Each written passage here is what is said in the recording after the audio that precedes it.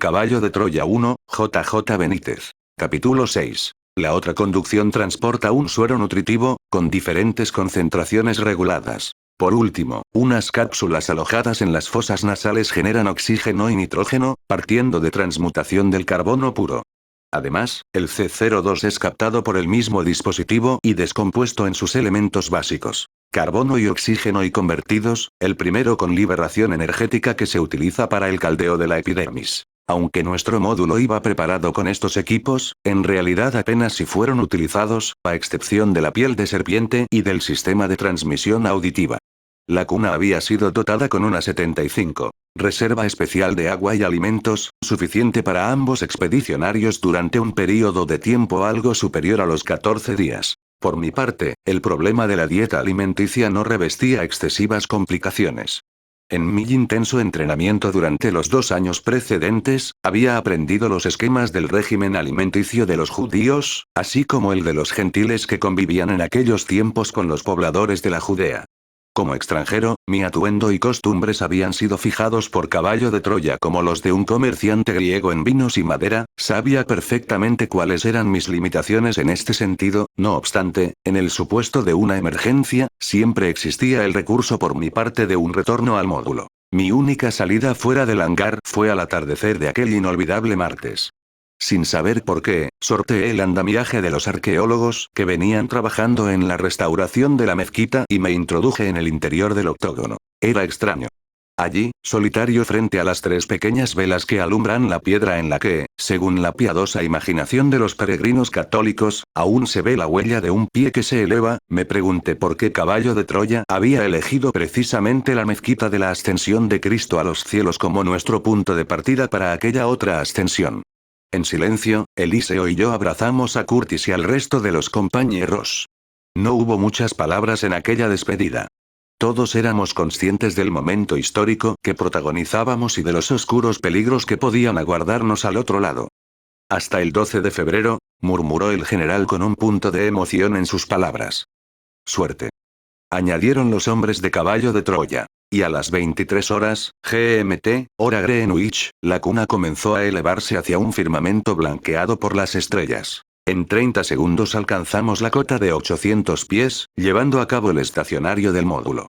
Todos los sistemas funcionaban según el plan previsto. Aunque nuestra nave no iba a viajar por el espacio, tal y como ocurriría meses después con los expedicionarios del proyecto Marco Polo, Eliseo y yo, siguiendo las especificaciones del jefe de la operación Swivel, teníamos la misión de probar uno de los trajes espaciales, especialmente diseñados para los procesos de inversión de ejes de los Swivels y para una mejor resistencia en las fortísimas aceleraciones. 76. 30 de marzo, jueves. Fue quizás el instante de mayor tensión. Eliseo y yo, enfundados en nuestros trajes espaciales, percibimos cómo nuestros corazones aceleraban su frecuencia, hasta el umbral de las 150 pulsaciones. El ordenador marcaba las 23 horas, 3 minutos y 22 segundos del jueves, 30 de marzo del año 30. Habíamos retrocedido un total de 289 horas. Poco a poco recuperamos el control de la frecuencia cardíaca centrándonos en la operación de mantenimiento del estacionario y en la revisión general de los sistemas. Nada parecía haber cambiado.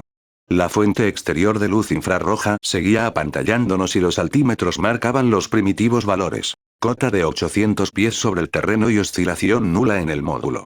Durante el proceso infinitesimal de inversión de masa, la pila nuclear SNAP, Tieza había seguido alimentando el motor principal de turbina a chorro CF200-2V. Nuestra posición en el espacio, por tanto, no había variado. Una vez chequeados los circuitos principales, Eliseo y yo efectuamos un primer contacto visual de la zona. Al oeste de nuestra posición, y a poco más de 1000 pies, divisamos un extenso núcleo luminoso. A pesar de las muchas horas de entrenamiento, la emoción nos dejó sin habla. Los radares confirmaban el perfil de un asentamiento humano, con un sinfín de construcciones de baja estructura y 2 edificaciones de superior envergadura. Una ubicada en la cara este de la ciudad, mucho más voluminosa, y otra al suroeste. Luego supimos que se trataba del gran complejo del templo y la Torre Antonia y el Palacio de Herodes, respectivamente. Nuestras suposiciones, a pesar de la cerrada oscuridad, eran correctas. Aquellas luces amarillas y parpadeantes correspondían a la ciudad santa de Jerusalén. La totalidad del núcleo urbano aparecía cerrado por una muralla. Un segundo muro, de características muy similares al que constituía el perímetro de la población, dividía Jerusalén por su tercio norte, justamente desde la cara oeste del templo o a la fachada norte del palacio herodiano. Al este-sureste de nuestro módulo se apreciaban igualmente otros dos grupos de luces mortecinas, infinitamente más pequeños que el primero y situados prácticamente en la falda del monte sobre el que nos encontrábamos estacionados y que presumíamos como el Olivete. Los equipos de ondas de 740 milímetros de longitud remitieron unas primeras y confusas imágenes de estos núcleos humanos, no siendo posible confirmar si, como sospechábamos, se trataba de las aldeas de Betanía y Betfagé. Tras aquel primer rastreo de nuestros inmediatos alrededores, Mier, 77, mano de exploración y yo ejecutamos la segunda fase del plan. Una nueva inversión de masa, con el fin de polarizar los ejes de los swivels hasta la hora límite, que nos serviría de auténtico punto de partida para un posterior descenso sobre la cumbre del Olivete. A las 23 horas y 33 minutos, el módulo retrocedió en el tiempo, apareciendo 15 horas antes. Aunque el caudal del generador atómico nos hubiera permitido el mantenimiento de la nave en estacionario hasta el amanecer del día siguiente, 31 de enero, los objetivos de la exploración recomendaban esta segunda inclinación de los ángulos del tiempo de los swivels hasta alcanzar las 8 horas y 33 minutos del 30 de enero del año 30. Aunque no deseo adelantar acontecimientos, nuestras fuentes informativas previas apuntaban al viernes, 31 de enero, como la fecha en que el maestro de Galilea entró en Betanía, procedente de la vecina ciudad de Jericó, situada a unos 34 kilómetros de la citada población de Betanía, donde residía la familia de Lázaro. Si todo discurría con normalidad, yo debería estar allí con una antelación aproximada de 24 horas. ¿Cómo poder describir aquel amanecer del 30 de enero sobre la vertical del Monte de los Olivos? El sol naciente había apagado las antorchas de Jerusalén, ofreciendo a nuestros atónitos ojos un inmenso racimo de casitas blancas y ocres, apretadas las unas contra las otras y rotas en mil direcciones por quebradas callejuelas. Y destacando sobre aquel mosaico, una formidable fortaleza rectangular, levantada en la cara este de la ciudad. Era el templo erigido por Herodes el Grande, con inmensas columnatas limitando espaciosos patios y atrios. Tal y como había descrito el historiador Flavio Josefo, una brillante cúpula, correspondiente al santuario, resplandecía cual montaña cubierta de nieve. De norte a sur, al pie de la muralla este de Jerusalén, divisamos el cauce seco y afilado de una torrentera que identificamos como el Cedrón. Hacia el este-sureste, ligeramente difuminada por una calina, se perdía en el horizonte la hoya del Mar Muerto. Su superficie azul espejeaba tímidamente, resaltando como un milagro sobre las resecas y cenicientas ondulaciones del desierto de Judá. Mucho más al fondo, perdidas en un verde azul inverosímil, las estribaciones de Moab. Alborozados, Eliseo y yo descubrimos junto al vértice sur de las murallas de la ciudad santa el diminuto rectángulo de aguas marrones que, según nuestras cartas, tenía que corresponder a la piscina de Siloé. En esa misma dirección, y a escasa distancia de los muros, una ladera morría en el lecho del Cedrón. En ese paraje conocido como la tierra marchita de Akeldama debería ocurrir el trágico final de Judas Iscariote. Y bajo el módulo, un promontorio que se estiraba en paralelo a la gran muralla este de Jerusalén. Se trataba, efectivamente, del Monte Olive, 78. Repleto de olivares. Las primeras inspecciones, mediante sistema de ecosonda, confirmaron la abundancia de un terreno calcáreo en un amplio radio alrededor de Jerusalén. Los equipos de análisis de entornos, basados en un procedimiento estereográfico muy similar a los rayos X, ratificaron la presencia de vegetación en un cinturón aproximado de 16,650 kilómetros. Toda la franja norte y noroeste de la ciudad presentaba una extraordinaria abundancia de huertos y plantaciones de árboles frutales. Al sur y sureste, especialmente en la masa del Olivete, eran mucho más frecuentes los olivares, destacando aquí y allá alineaciones de viñedos. Estos crecían sobre todo en la colina occidental del Valle del Cedrón y, más exactamente, al sur de la explanada del templo. Como detalle curioso diré que nuestros dispositivos detectaron al suroeste de la ciudad un pequeño núcleo urbano, luego supimos que se trataba de la aldea de Irvington, en cuyo entorno crecían amplias plantaciones de garbanzos. Un camino polvoriento rodeaba la cara oriental del Monte de los Olivos, uniendo los poblados de Betfagé y Betanía con Jerusalén. Los aledaños de estas aldeas se veían igualmente cuajados de palmeras, higueras y sicomoros. En mitad de aquel espléndido vergel nos llamó la atención la sequedad del citado torrente del Cedrón y, concretamente, un débil hilo de agua roja que brotaba al fondo del talud que se derrama bajo las murallas y a escasa distancia del no menos célebre pináculo del templo. En una de mis incursiones al interior de la ciudad santa tendría la ocasión de desentrañar el misterio de aquel hilo de agua roja. Antes de proceder al descenso definitivo sobre la cumbre del Olivete, mi compañero y yo terminamos las mediciones topográficas. Algunos de estos cálculos, sinceramente, desbordaron nuestra capacidad de asombro. Las medidas del templo, por ejemplo, eran portentosas. Aquel rectángulo, que ocupaba algo más de la quinta parte de la superficie de la ciudad, aparecía cerrado por robustas murallas de 150 pies de altura. Su cara norte, conocida como el Atrio de los Gentiles, y a cuyo extremo más occidental se hallaba adosada la Torre Antonia, media 900 pies de longitud. Frente al oeste, la fachada este del templo, toda ella en mármol blanco, alcanzaba los 1285,5 pies.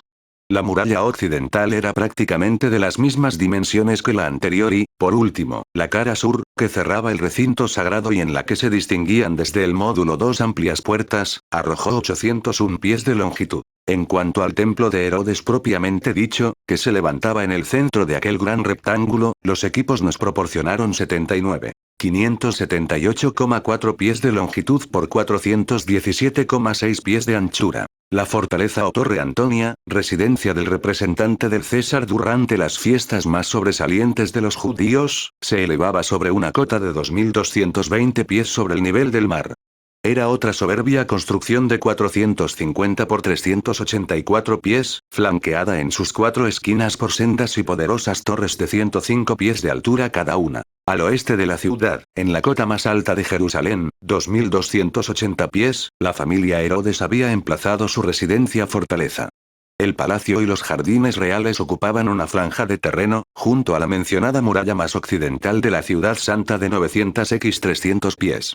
La edificación sobresalía por sus tres espigadas torres, de 120, 90 y 75 pies, respectivamente. Desde el ala norte del Palacio Herodiano, tal y como nuestros radares habían detectado la noche anterior, se extendía otra muralla hasta la mitad, poco más o menos, de la cara oeste del templo, dividiendo a la ciudad en dos sectores. Las dimensiones, en definitiva, de Jerusalén eran las siguientes. Longitud máxima, desde la Torre Antonia hasta el vértice sur, 3.696 pies.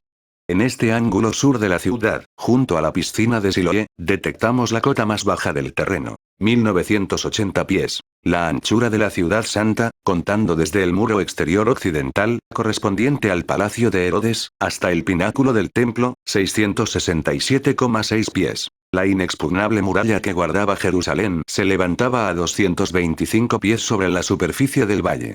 El curso del Cedrón oscilaba entre los 1.860 pies, en su cota más baja, frente a Akeldama y al espolón que forman las murallas al sur de la población, y los 2.040 pies, a su paso frente al huerto de Getsemaní, en la falda occidental del Olivete. El ordenador computó la longitud total de la muralla exterior de la ciudad, registrando en pantalla 11.378,1 pies. Por su parte, el muro que cruzaba entre las viviendas, dividiendo a Jerusalén en dos ciudades perfectamente diferenciadas como tendría ocasión de comprobar en persona, tenía una longitud aproximada de 1.446,6 pies. En nuestra vertical, el Monte de los Olivos ofrecía dos cotas máximas. 220 pies frente a la piscina de Siloé. Es decir, al sur de la ciudad y 2.454 pies, elevación máxima, frente al templo. El huerto de Getsemaní, localizado en una cota inferior a esta, se hallaba a una distancia de 739,2 pies, en línea recta desde la ladera al muro oriental del templo. Aquella cota máxima del Olivete, 2.454 pies sobre el nivel del mar, estaba situada a unos 180 pies por encima del templo. Esto, unido a la localización por nuestros equipos de una pequeña formación rocosa que despuntaba en dicha cima, entre un mar de olivos, nos decidió estable, 80. Cer nuestro punto de contacto sobre el reducido calvario de dura piedra caliza. A las 10:15, el módulo se posó, al fin, sobre la cumbre del Monte de los Olivos. En un primer tanteo, los 4 pies extensibles de la cuna se hundieron ligeramente entre las lajas rocosas. Finalmente, la nave quedó estabilizada y nosotros procedimos a la desactivación del motor principal. Aunque el descenso no podía ser visualizado por los habitantes de Jerusalén o de sus alrededores, un observador relativamente cercano a nuestro punto de contacto sí hubiera podido descubrir un súbito remolino de polvo y tierra, provocado por el choque de los gases contra el suelo, en la operación final de frenada del módulo. Por fortuna, aquella polvareda desapareció en poco más de 60 segundos, así como el agudo silbido del reactor. A pesar de todo, Eliseo y yo nos mantuvimos alerta por espacio de casi media hora, atentos a cualquier inesperada emisión de radiaciones infrarrojas, provenientes de seres humanos, que pudieran irrumpir en el campo de seguridad de nuestro vehículo, fijado en un radio de 150 pies. Cualquier individuo o animal que penetrase en dicha franja de terreno sería automáticamente visualizado en los paneles del módulo. En caso de un presunto ataque, el tripulante que permanecía en el interior de la cuna estaba autorizado a desencadenar un dispositivo especial de defensa, ubicado en la membrana exterior del fuselaje, que proyectaba a 30 pies de la nave una pared de ondas gravitatorias en forma de cúpula. Aunque esta semiesfera protectora no podía ser visualizada, el intruso o intrusos que trataran de cruzarla hubieran recibido la sensación de estar avanzando contra un viento huracanado. Como ya comenté en su momento, ninguno de los expedicionarios podía ocasionar daño alguno, y mucho menos matar, a ninguno de los integrantes de la red social a observar. Hacia las 11 horas, tras verificar la temperatura en superficie, 11,6 grados centígrados, la humedad relativa, 57%, la dirección e intensidad del viento, ligera brisa del noroeste, y otros valores más complejos, de carácter biológico, inicié los últimos preparativos para mi definitiva salida al exterior. Mientras Eliseo seguía vigilando nuestro entorno, me desnudé, procediendo a una meticulosa revisión de mi cuerpo. Debía desembarazarme de cualquier objeto impropio en aquella época. Reloj de pulsera, una cadena con una chapa de identidad, obligatoria en las Fuerzas Armadas 81. Y una pequeña sortija de oro que siempre había llevado en el dedo meñique izquierdo. Acto seguido me sometí a la pulverización, mediante una tobera de aspersión, del tronco, vientre, genitales, espalda y base del cuello y nuca, enfundándome así en la obligada defensa que llamábamos piel de serpiente. Como ya he referido en otro momento, esta segunda epidermis era una fina película cuya sustancia base la constituye un compuesto de silicio en disolución coloidal en un producto volátil. Este líquido, al ser pulverizado sobre la piel, evapora rápidamente el diluyente, quedando recubierta aquella de una delgada capa o película opaca porosa de carácter antielectrostático. Su color puede variar, según la misión, pudiendo ser utilizada, incluso, como un código, cuando se trabaja en grupo. Sin embargo, y con el fin de evitar posibles y desagradables sorpresas, yo prefería ajustarme una epidermis absolutamente transparente. Caballo de Troya había estudiado con idéntica escrupulosidad el atuendo que llevaría durante aquellos 11 días. Puesto que debía hacerme pasar por un honrado conferenciante extranjero, griego por más señas los expertos habían preparado un doble juego de vestiduras. Una falda corta o faldellín, marrón oscuro. Una sencilla túnica de color hueso. Un cíngulo o ceñidor trenzado con cuerdas egipcias que sujetaba la túnica y un incómodo manto o ropón, susceptible de ser enrollado en torno al cuerpo o suspendido sobre los hombros. La engorrosa xlamis, que a punto estuve de perder en varios momentos de mi exploración, había sido confeccionada a mano, al igual que la túnica, con la lana de las montañas de Judea y teñida con glastov hasta proporcionarle un discreto color azul celeste. Para la confección de ambas túnicas, los expertos habían contratado los servicios de hábiles tejedores de Siria, herederos del antiguo núcleo comercial de Palmira, que aún manipulaban el lino bayal. En previsión de un eventual fallo del dispositivo de transmisión auditiva, que llevaba incorporado en el interior de mi oído derecho, Curtis había ordenado que la xlamis dispusiera de una hebilla de 5 centímetros con la que poder sujetar el pallium o manto sobre mi hombro izquierdo. Esta hebilla de bronce encerraba un microtransmisor, capaz de emitir mensajes de corta duración mediante impulsos electromagnéticos de 0,0001385 segundos cada uno. De esta forma quedaba garantizada una eficaz y permanente conexión con la base. En cuanto al calzado, habían sido diseñados 2 pares de sandalias, con suela de esparto, trenzado en las montañas turcas de Ankara. Cada ejemplar fue perforado manualmente, incrustando en los bordes de las suelas sendas parejas de finas tiras de cuero de vaca, convenientemente, 82, de empecinadas. Cada cordón, de 50 centímetros, permitía sujetar el rústico calzado, con holgura suficiente como para poder enrollarlo en 4 vueltas a la canilla de las piernas. Un mes antes del lanzamiento, con el fin de simplificar mi aseo diario durante el gran viaje, dejé crecer mi barba de forma desordenada. Aquel ropaje y mi crecida barba desencadenaron el buen humor de Eliseo, viéndome sometido durante aquellos últimos minutos en el módulo a todo tipo de bromas y chanzas. Aquellos momentos de diversión resultaron altamente relajantes, haciéndonos olvidar momentáneamente dónde estábamos y lo que me reservaba el destino. Siguiendo una de las costumbres populares en la Palestina de aquellos tiempos, impregné mis cabellos con unas gotas de aceite común. De esta forma quedaron más suaves y sedosos. Por último, colgué del cinturón una pequeña bolsa de hule impermeabilizado en la que Caballo de Troya había depositado una libra romana en pepitas de oro.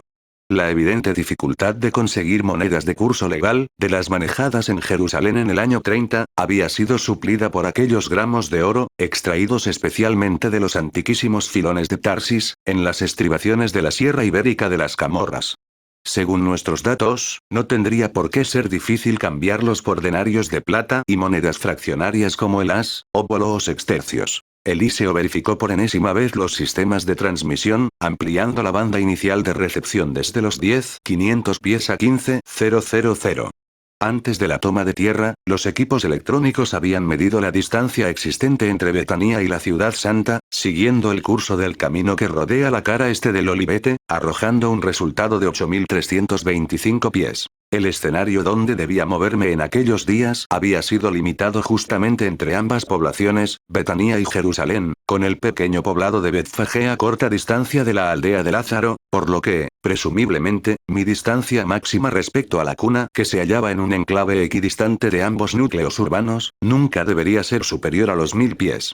El margen establecido para la transmisión y recepción auditiva entre Eliseo y yo era, por tanto, más que suficiente. A las 12 horas, tras un emotivo abrazo, mi compañero accionó la escalerilla de descenso y yo salté a tierra. Mi primera preocupación al caminar sobre aquella tierra blanqueada por el sol del mediodía fue comprobar mi posición sobre el Olivete. Al avanzar unos pasos hacia el bosquecillo de olivos que se derramaba en dirección sur, me di cuenta de aquel gran silencio, apenas roto por el ron, 83. Roneo de las libélulas. Me detuve y, tras cerciorarme, abrí la comunicación auditiva con Eliseo.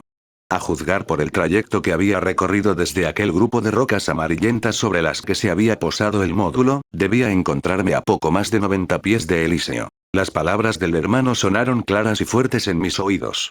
Es muy posible que la razón de ese silencio, argumentó Eliseo, se deba a la presencia de la cuna. A pesar del apantallamiento, algunos animales han podido detectar las emisiones de ondas. Algo más tranquilo proseguí mi detallada localización de puntos de referencia, vitales para un posible y precipitado retorno hasta la nave. Aunque el microtransmisor de la hebilla actuaba al mismo tiempo como radio faro omnidireccional, con señales VHF de ultra alta frecuencia, haciendo posible de esta forma que uno de los radares de a bordo pudiera recibir mi eco ininterrumpidamente y en un radio estimado de 50 millas, yo no estaba autorizado a portar un sistema de localización del invisible módulo. La naturaleza de mi misión había desaconsejado a los responsables de Caballo de Troya la inclusión en mi escasa impedimenta de una de las balizas, de tipo manual, que operan en frecuencia de 75 megaciclos, y que hubiera resultado utilísima para mi reencuentro con la cuna. Debería valerme, en suma, de mi sentido de la orientación, al menos hasta el límite de la zona de seguridad de la nave, a 150 pies de la misma. Una vez dentro de ese círculo, Eliseo podía conducirme mediante el transmisor incorporado a mi oído. Gracias a Dios, el punto de contacto se hallaba en una de las cotas máximas del Olivete. Esta circunstancia, unida a la presencia del reducido calvero pedregoso, hacía relativamente cómoda la ubicación del asentamiento de nuestro vehículo, tanto si se ascendía por la ladera oriental, que muere en Betanía, o por la occidental, que desemboca en la barranca del Cedrón. Revisé fugazmente mi atuendo y con paso cauteloso me adentré en el olivar. A mi derecha, entre las epilépticas ramas de añosos olivos, se distinguía la dorada cúpula del templo y buena parte de las murallas de Jerusalén. Pero, a pesar de mis intensos deseos de aproximarme hasta el filo occidental de la montaña de las aceitunas como también llamaban los israelitas al Olivete, y disfrutar de aquel espectáculo inigualable que era la Ciudad Santa, me ceñí al plan previsto e inicié el descenso por la vertiente sur, a la búsqueda del camino que habíamos divisado desde el aire y que me conduciría hasta Betanía. De pronto, al inclinarme para esquivar una de las frondosas ramas, advertí con cierto sobresalto lo llamativo de mi calzado, sospechosamente pulcro como para pertenecer pertenecer a un andariego e inquieto comerciante extranjero. Sin dudarlo, me senté en una de las raíces de un vetusto olivo 84. Y, después de echar una mirada a mi alrededor, agarré varios puñados de aquella tierra ocre y esponjosa, restregándola contra el esparto y las ligaduras. El inesperado alto en el camino fue registrado en el módulo y Eliseo se interesó por mi seguridad. ¿Algún problema, Jason? A partir de mi salida de la cuna, aquel iba a ser mi indicativo de guerra. El nombre de Jasón había sido tomado del héroe de los Tesalios y Beocios, jefe de la famosa expedición de los Argonautas, cantada por el poeta griego Apolonio de Rodas y por el vate épico latino Valerio Flaco. Yo había aceptado tal denominación, aunque era consciente de que jamás había tenido madera de héroe y que mi misión en Caballo de Troya no era precisamente la búsqueda del vellocino de oro, en el que tanto esfuerzo había puesto el bueno de Jasón. Tras explicar a Eliseo aquel momentáneo contratiempo, reanudé la marcha, atento siempre a mi posible primer encuentro con los habitantes de la zona. Cuando había caminado algo más de 300 pasos dejé atrás el olivar. Frente a mí se abría una pradera, sombreada por dos corpulentos cedros de casi 40 metros de altura. El corazón me golpeó en el pecho. Bajo aquellos árboles habían sido plantadas 4 grandes tiendas. Durante algunos segundos no supe cómo reaccionar. Me quedé quieto, indeciso. Bajo las lonas oscuras de las tiendas se agitaban numerosos individuos. Presioné mi oído derecho y Eliseo apareció al instante. ¿Qué hay?, preguntó mi compañero. Primer contacto humano a la vista, al parecer se trata de merca de res, veo algunos rebaños de ovejas junto a varias tiendas. Eliseo consultó la memoria histórico-documental del ordenador central instalado en la cuna y me trasladó el informe aparecido en pantalla. Santa Claus era el nombre que dábamos al computador, en afirmativo. Según el libro de las lamentaciones, R2,5 sobre 2,2, 44 2, y el escrito rabínico Takanit IV 8,6936, if/1,191, en ese extremo de la falda sur del Olivete, donde te encuentras ahora, se instalaba tradicionalmente un grupo de tiendas en las que se vendía lo necesario para los sacrificios de purificación en el templo. Según estos datos, bajo uno de esos 2 cedros deberás encontrar también un mercado de pichones para los sacrificios. Volumen aproximado: 40 c/a mensual, es decir, unas 40 arrobas o 600 kilos de pichones, si lo prefieres. Santa Claus menciona también un texto de Josefo, Guerras de los Judíos, v12, 2505, en el que se describe un muro edificado por Tito cuando puso cerco a Jerusalén. Este muro conducía al monte de los 85. Cuando puso cerco a Jerusalén. Este muro conducía al monte de los Olivos y encerraba la colina hasta la roca llamada del Palomar. Es muy probable que en los alrededores encuentres palomares excavados en la roca. Recibido. Gracias, voy hacia ellos. Un momento, Jasón, intervino nuevamente Eliseo. Estos informes pueden resultarte útiles. Santa Claus añade que, según el escrito rabínico Menaot, 87, estos carneros procedían de Moab. Los corderos, de Lebrón, los terneros de Sarón y las palomas de la montaña real o Judea. El ganado vacuno procede de la llanura costera comprendida entre Jaffa y Lida. Parte del ganado de carne llega de la Transjordania, posiblemente los carneros. Idiomas dominantes entre estos merca de res: arameo, sirio y quizá algo de griego. Oh. Suerte. Conforme fui aproximándome a las tiendas, mi excitación fue en aumento. Aquella podía ser mi primera oportunidad, no solo de entablar contacto con los israelitas, sino de practicar mi arameo galilaico o griego. Al entrar entre las tiendas, un tufo indescriptible, mezcla de ganado lanar, humo y aceite cocinado, a punto estuvo de jugarme una mala pasada. 3 de las tiendas habían sido acondicionadas como apriscos. Bajo las carpas de lona renegrida y remendadas, por doquier se apiñaban unos 150 corderos y carneros. En la 4ª tienda se alineaban grandes tinajas con aceite y harina. Al amparo de esta última, un grupo de hombres, con amplias túnicas rojas, azules y blancas formaban corro, sentados sobre sus mantos. A corta distancia, fuera de la sombra de la lona, varias mujeres, casi todas con largas túnicas verdes, se afanaban en torno a una fogata. Junto a ellas, algunos niños semidesnudos y de cabezas rapadas ayudaban en lo que supuse se trataba del almuerzo común. Una olla de grandes dimensiones borboteaba sobre la candela, sujeta por un aro y 3 pies de hierro tan hollinientos como la panza de la marmita. Varias jovencitas, con el rostro cubierto por un velo blanco y sendas diademas sobre la frente, permanecían arrodilladas junto a unas piedras rectangulares. Mecánicamente, cada muchacha tomaba un puñado de grano de un saco situado junto al grupo y lo depositaba sobre la superficie de la piedra, ligeramente cóncava. A continuación hacían con ambas manos otra piedra estrecha y procedían a triturar el puñado de trigo. Una de las mujeres hacía pasar la harina por un cedazo con aro de madera, depositando el resultado de la molienda en una especie de lebrillo. 86. Permanecí algunos minutos absorto con aquel espectáculo. El grupo había reparado ya en mi presencia y, tras intercambiar algunas palabras que no llegué a captar, uno de ellos se puso en pie, dirigiéndose hacia mí. El mercader, posiblemente uno de los más viejos, señaló a los rebaños y me preguntó si deseaba comprar algún cordero para la próxima Pascua. Al hablar, el hombre mostró una dentadura diezmada por la caries. Sonreí y en el mismo arameo popular en que me había preguntado le expliqué que no, que era extranjero y que solo iba de paso hacia Betania. Al percatarse, tanto por mi acento como por mi atuendo, que, en efecto, era un gentil, el hebreo lamentó haberse levantado y, con un mohín de disgusto por la presencia de aquel impuro dio media vuelta, incorporándose de nuevo al resto de los vendedores. Un elemental sentido de la cautela me hizo alejarme del lugar, pendiente abajo, en busca del ansiado camino. Al cruzar frente al segundo cedro, en el que, tal y como había vaticinado el computador, había sido plantada una quinta tienda, bajo la que se apilaban numerosas jaulas con palomas, apenas si me detuve.